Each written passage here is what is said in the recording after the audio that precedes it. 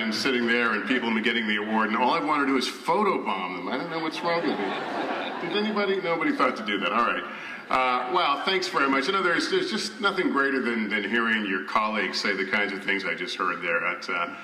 It's very touching and very moving. David, thanks so much for the kind words and the wonderful introduction. Dateline was the most recent addition to my NBC News portfolio, and I've learned a lot from David about long-form reporting. He is the best, and it's been a pleasure working with you under your guidance and leadership. Also Liz Cole, who was our EP of Dateline, who's with us as well tonight. Liz, thanks to you. And of course, Dateline is just one of my gigs. When you have 3 shows, you have a big posse, so say hello to Jamie Kraft, who produces Weekend Nightly News, and Dee Dee Thomas, who produces Weekend Today. And I also do, by the way, small parties, bar mitzvahs, weddings, so I'll leave my card here, and please pick one up at the end of the night. Happy to work for you as well. Proud to have a lot of my family with me tonight. My sister Donna, my brother-in-law Barry are here. My wife Carol, who certainly lived some of those moments you saw in that tape from a very different and in many cases a more difficult perspective. It is not easy being married to folks who do what we do. Carol has supported me every step of the way in this journey and made an awful lot of sacrifices along the way. And Carol, I want to thank you from the bottom of my heart, and this is one of the many reasons that I love you so much.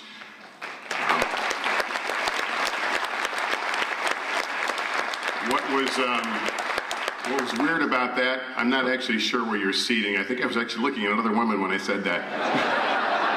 But it was you the words were for.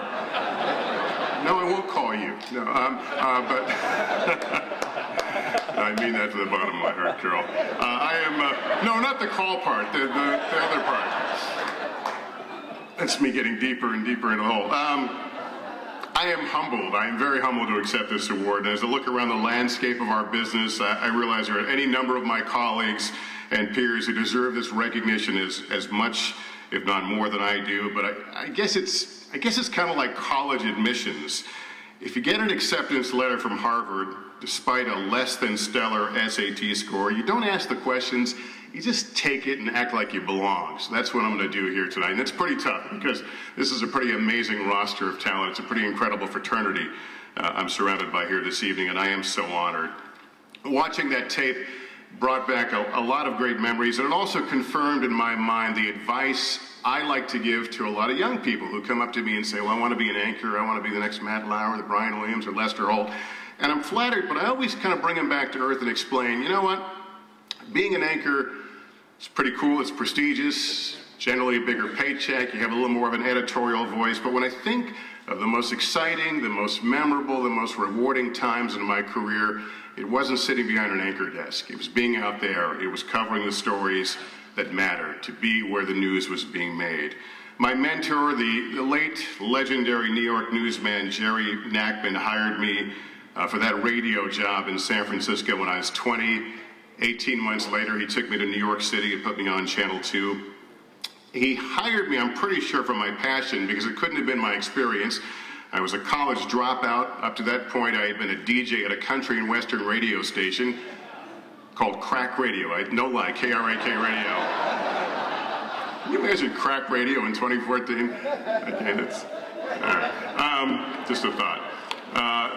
I did that radio gig. Later, they gave me the keys to a mobile news unit and said, hey, guess what? You're a reporter now. So it was Jerry Nachman who really taught me how to be a reporter, taught me how to be a newsman. And the most important thing he told me was that the highest calling in what we do is being a reporter. And that has been really the guiding principle throughout my career. You know, you can call any fancy title you want, principal anchor, executive producer, news director. At its essence, we are all reporters. That's what we should be, that's what we should aspire to be, and that's what makes us good at what we do. Most of us in this business recall that moment when we thought maybe, or we said it, God forbid, out loud, I would pay them to be on TV. I would pay them to work in that newsroom to cover those stories. Of course, today our agents wouldn't hear of such talk. But isn't there a tiny part of you sometimes that misses that wide-eyed, ambitious kid that you once were, who walked into that newsroom for the first time and looked around and said, this is exactly what I want to do? Well, guess what? We're doing it. And guess what?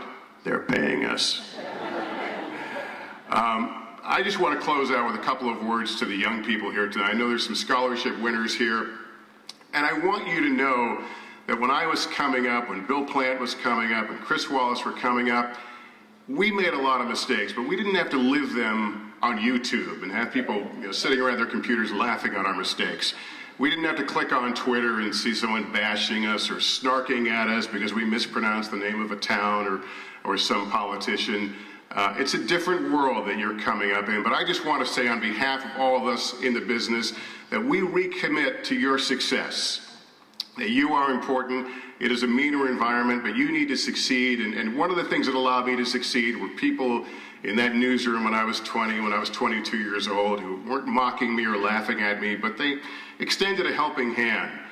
They were mentors. They were supportive. They corrected me when I needed to be corrected, but they also encouraged me. And I say on behalf of all those, and I hope I can speak on all those of us who are in the business, that we want to be that person for you, because the future of our business at this critical time depends on it.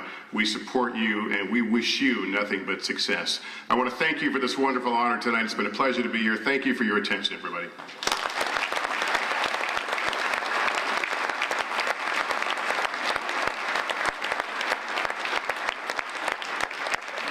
So I was talking to my executive producer this afternoon, and I was telling her about the fact that I was going to be emceeing this evening, and